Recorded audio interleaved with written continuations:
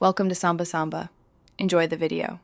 You start by confirming prerequisites: Unity Recorder package installed and a saved scene to capture. Open Package Manager, add Recorder, then create a dedicated recording scene in your project and save it now. Once done, set your output folder and file name pattern so files don't overwrite each other.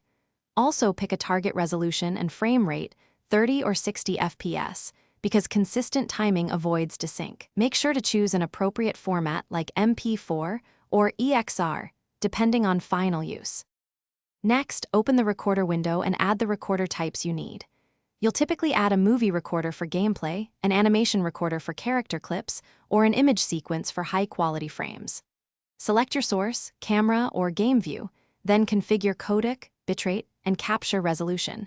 These directly affect file size and quality.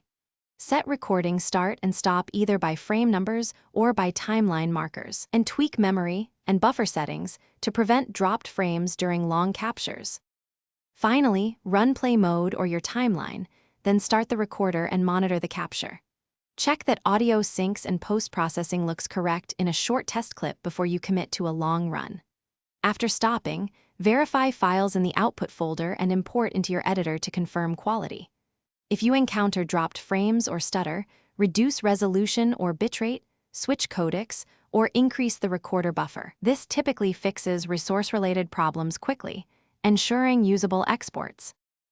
Thanks for watching. Consider subscribing if we helped you.